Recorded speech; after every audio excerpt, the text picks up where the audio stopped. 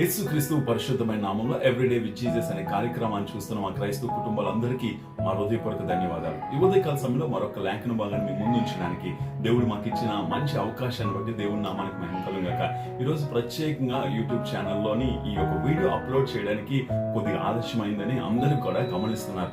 ప్రత్యేకంగా Evans revival పరిచయలో ఉన్న వ్యక్తులు, ఎవెన్స్ రివైవల్ సంఘ సభ్యులు ఈ యొక్క పరిచయాన్ని ప్రోత్సహిస్తున్న ప్రతి కుటుంబాలని ఆ యొక్క అనివార్య కారణాల వల్ల సోషల్ మీడియాలో అప్లోడ్ చేయడం కొద్దిగా ఆలస్యమైంది. నేను ప్రత్యేకంగా సేవకుల సదస్సుకి లంబసింగ్ అనే ప్రాంతానికి రావడానికి ప్రభువు నడిపించాడు. దానివల్ల కొద్దిగా నెట్వర్క్ స్లో ఉండడం వల్ల ఇలా మీ ముందుకు రావడానికి వీడియో ద్వారా ప్రభు సహాయం చేశాడు. ఏదేమైనప్పటికీ వాక్యం ఎప్పుడు విన్నాం కాదు, వింటున్నప్పుడల్లా మన ఆత్మీయ జీవితాలు బలపరచబడగలిగితే మన ఆత్మల్ని దేవుడు కట్టేది వాక్యం ఒకటే. ఈరోజు ఒక లేఖన భాగాన్ని ధ్యానం చేసుకుందాం. యోబు గురించి మనం ఆలోచిస్తే యోబు ఎన్ని శ్రమలు పడ్డాడు, ఎంత నలిగిపోయి ఉంటాడు, ఎంత అలసిపోయి ఉంటాడు. తన జీవితంలో తను స్థాయికి మించి నలిగిపోయాడు. అయినప్పటికీ కూడా దేవుణ్ణి ఎక్కడ దూషించలేదు, దేవుని యొక్క గొప్పతనాన్ని చెప్పుకొచ్చాడు. అందుకంటాడు, నేను తల్లి గర్భంలో ఉన్నప్పుడు దిగంబర్గా వచ్చాను, దిగంబర్గానే వెళ్ళిపోతాను. ఈరోజు యోబు రాసిన గ్రంథంలో ఒక్కసారి ఒక లేఖన భాగాన్ని ధ్యానం చేస్తాం. బైబిల్ ఉన్నట్లయితే యోబు 36:5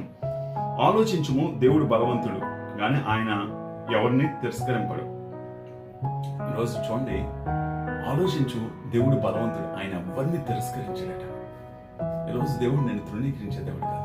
ఒకసారి ఆలోచించి, 12 సంవత్సరాలు బట్టి రక్తస్రావంతో బాధపడుతున్న స్త్రీ యేసు ప్రభు దగ్గరికి వచ్చి ఆయన వస్త్రాన్ని ముట్టినప్పుడు ఆయనలోంచి మహిమ బయటకు వెళ్ళినని దేవుని వాక్యం చెప్తుంది.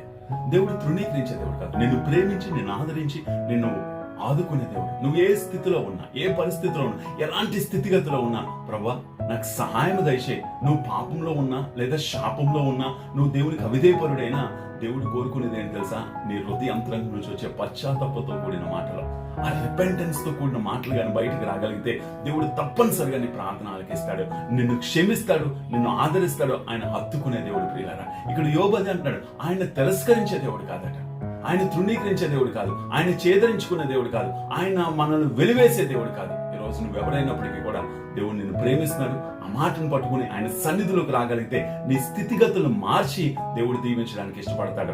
ఒకసారి కళ్ళు మూసుకుందాం, ప్రార్థన చేద్దాం. ప్రత్యేకంగా ఎగ్జామ్స్కి వెళ్తున్న వాళ్ళ గురించి కూడా ప్రార్థన చేయాలని నేను ఆశపడుతున్నాను.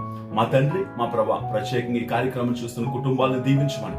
ఈరోజు మేము ఏ స్థితిలో ఉన్నా నువ్వు తిరస్కరించే దేవుడు కాదు, నువ్వు తృణీకరించే దేవుడు కాదు, నువ్వు ప్రేమించి మమ్మల్ని హత్తుకునే దేవుడు ప్రభా.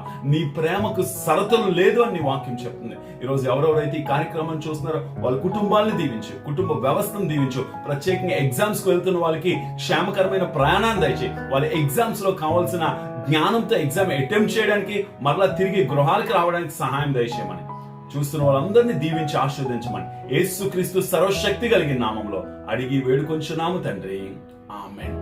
God bless you. దేవుడు మనందరినీ దీవించును గాక.